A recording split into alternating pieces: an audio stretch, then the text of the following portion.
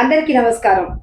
ఇవాళ మన భక్తిధామం స్టూడియోలో సంస్కృతి సేవాపీఠం అధ్యక్షులు హరి ఆంజనేయ అభిషేక్ శర్మ గారు ఉన్నారు. మరి వారిని అడిగి సంస్కృతి సేవాపీఠం ఎప్పుడు స్థాపించబడింది, అక్కడ జరిగే పూజా విషయాల గురించి ఇప్పుడు తెలుసుకుందాం. అభిషేక్ శర్మ గారు నమస్తే అండి.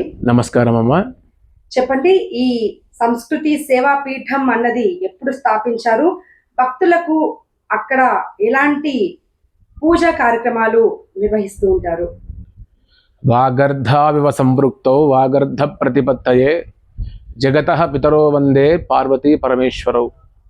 సృష్టి మొత్తానికి తల్లిదండ్రులైనటువంటి పార్వతీ పరమేశ్వరులకి ముందుగా నమస్కరిస్తూ, ఈ సంస్కృతి సేవాపీఠం అనేది 2019, 2020 మధ్యకాలంలో స్థాపించబడినది.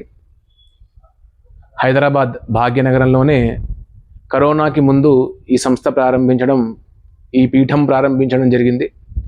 తరచుగా అక్కడ ప్రతినిత్యం భక్తుల గోత్రనామాల మీద అర్చన, అలాగే విశేషమైనటువంటి అర్చనలు, అంటే సంకటహర చతుర్థి నాడు సంకటహర పాశుపత అభిషేకము, హోమము, అలాగే మాస శివరాత్రి రోజున ఏకాదశ రుద్రాభిషేకము, రుద్రహోమము, అలాగే మన పర్వదినాలు విశేషంగా వినాయక చవితి, విజయదశమి, దీపావళి, కార్తీక మాసము ఇలా చేయడం జరుగుతూ వచ్చింది.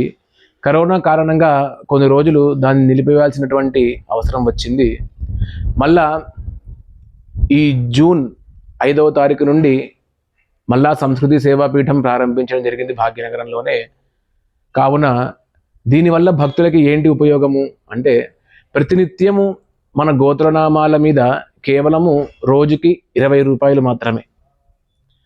అందులోనే ప్రతి సంకటహర చతుర్థి నాడు సంకటహర అభిషేకము లేదా హోమము, అలాగే మాస శివరాత్రి రోజున విశేషమైనటువంటి అభిషేకము లేకపోతే హోమము, ఇలా ఆ ప్రతి నెలలో వచ్చేటువంటి అన్ని రోజులు వారి యొక్క గోత్రనామాల మీద అర్చన, అభిషేక, హోమాదులు చేసి ఆన్లైన్ ద్వారానే భక్తులకు ప్రతినిత్యము ఆ దర్శనం వాళ్ళు ఆన్లైన్ చేసుకోవచ్చు.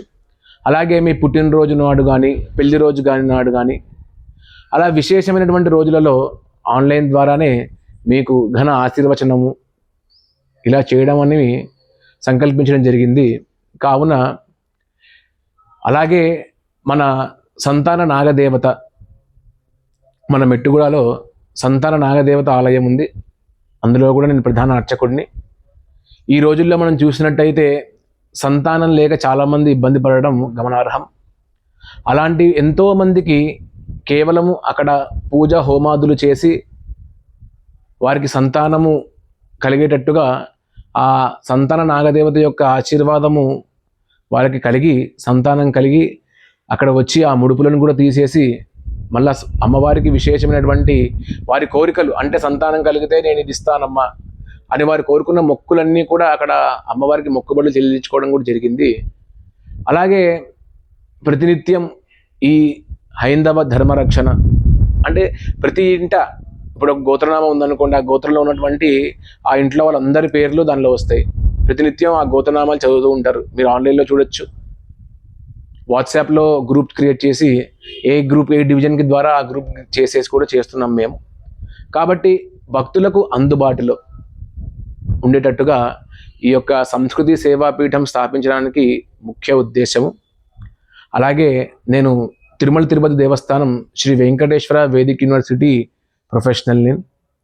మీ ఇంట్లో ఎటువంటి జాతకర్మ, నామకరణ, అన్నప్రాసన, చౌల ఉపనయనములు, అలాగే గృహప్రవేశాలు, చండీ హోమాలు, ప్రత్యంగిర హోమం, సుదర్శన హోమాలు, శాంతులు, జపాలు ఇలాంటివన్నీ కూడా సులభమైనటువంటి పద్ధతిలో మీకు వివరించి దాని యొక్క ప్రత్యేకత చెప్తూ ఇన్ని సంవత్సరాలుగా, గత పుష్కర కాలంగా 12 సంవత్సరాలుగా ఇదే ఫీల్డ్లో ఉండి ఇవన్నీ చేయడం జరుగుతుంది. కాబట్టి భక్తులందరూ కూడా ఒకసారి ఈ సంస్కృతి సేవాపీఠాన్ని దర్శించి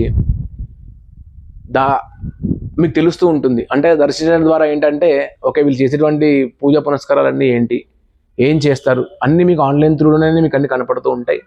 వాట్సాప్ ద్వారా మీకు ప్రతిరోజు పూజ చేసినప్పుడు ఆ వీడియోలు, అభిషేకం చేస్తున్నటువంటి వీడియో, పూజ చేస్తున్నటువంటి వీడియో అన్నీ దొరుకుతాయి. కాబట్టి భక్తులు అందరూ కూడా ముందుకొచ్చి ఈ కలియుగంలో, అందులోనూ ఇప్పుడు ఉన్నటువంటి ఈ కష్టకాలంలో భగవన్నామ స్మరణ చేయడం ద్వారా అందరికీ కూడా సుఖ సంతోషాలతో వర్ధిల్లాలని కోరుకుంటూ సర్వే జనాః సుఖినో భవంతు. ధన్యవాదాలు గురుగారు, చాలా చక్కగా తెలియజేశారు. ధన్యవాదాలమ్మా.